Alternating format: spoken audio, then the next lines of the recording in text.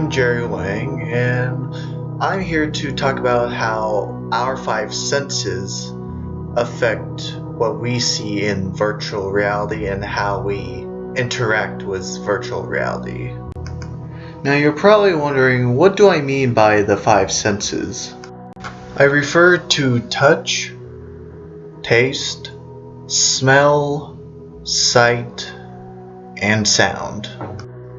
The main goal of going over these five senses is to help understand how do these said five senses affect our spatial presence in virtual reality, because with us having increased presence in virtual reality, we basically feel like we're in real space, as in real world.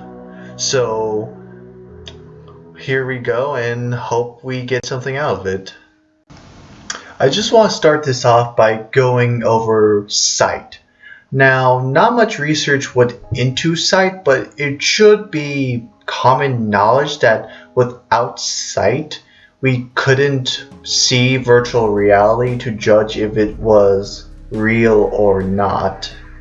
Now, in some of these pictures you'll see is how people will view virtual reality through their virtual reality headsets. From sight, we can see that a majority of people who have used virtual reality has deemed it that it was realistic enough to be seen as real space. But what happens when you add some of the other four senses? An important complementary to sight is sound. Sound is important because sound is everywhere, from every action we do to our environment, having cars everywhere, and also dogs barking. Yeah, just about everything in our world has sound.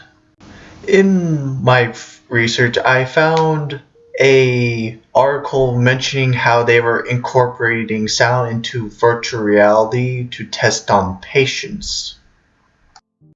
The experiment was done by first separating patients into two groups: those who would listen to non-spatial sound, then spatial sound. Now, they first submerged the subjects into virtual reality and then had them immersed in the three-dimensional sound reproduction system to reproduce both the non-spatial and spatial sounds. Then they would record how the patients reacted both physically and psychologically to the two different sounds in virtual reality. From the results from the experiment, they found that those who were exposed to spatial sounds rather than non-spatial sounds felt more presence in virtual reality. This concludes that by having sound in virtual reality being stimulated, the patients would feel that virtual reality was real space. In the next part of this video, I want to talk about both the sense of smell and the sense of touch and how they affect virtual reality. You could say touch is an important sense because everything around us is something that we can feel. I can feel a desk, I can feel the heat, I can feel the coldness of ice, which you probably shouldn't do. But the point is that everything in this world, we have something that we can touch, a certain sensation that we feel something. Everything in this world also has smell. Everything has a certain odor to it that we can all enjoy, hate, kind of like you hate the smell of poo or like the smell of flowers. Everything in our mind has a correlation to a smell, and that creates our definition of what we view in real space. The main reason why I went over both is because in my research I did a overview on a experiment that pertained to stimulating both touch and smell. The main purpose of this experiment was to see how, by stimulating both touch and smell in virtual reality, how that would stimulate the sense of presence in virtual reality, as well as testing out how it could increase relaxation and change anyone's mood.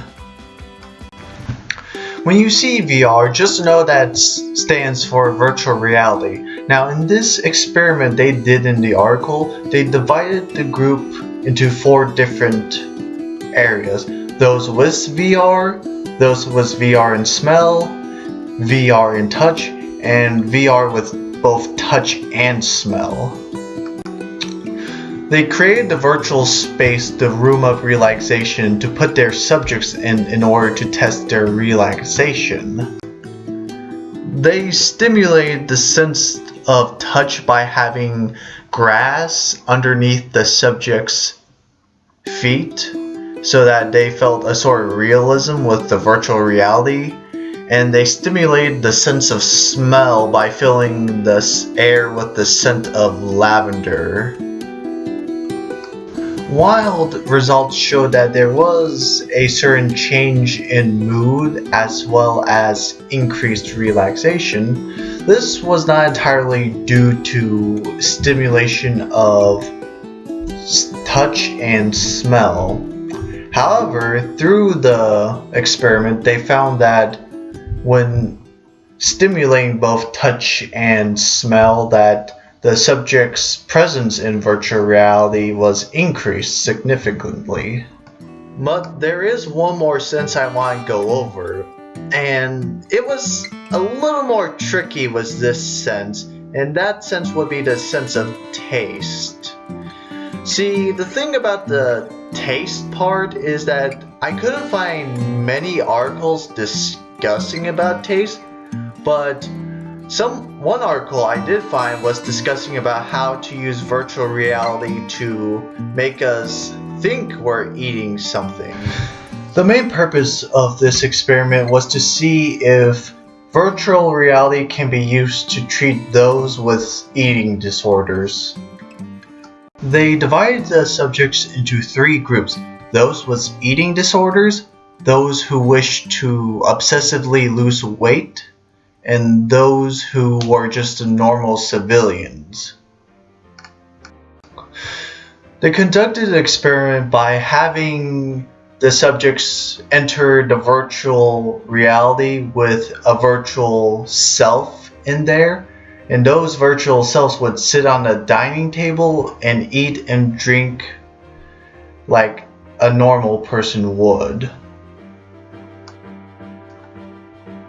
The results of this experiment were that all 3 of the groups experienced the same satisfaction, except the group with the eating disorder found that they had a more emotional interaction with eating the virtual food, while the obese but obsessed with dieting felt like they were able to actually stomach the virtual reality food.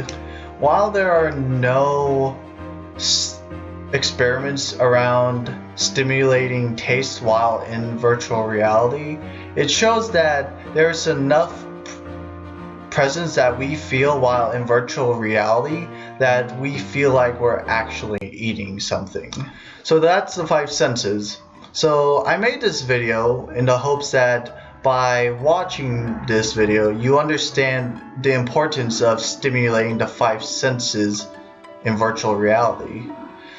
It's mostly important because this could better improve virtual reality, and we might be able to obtain all that virtual reality has to offer.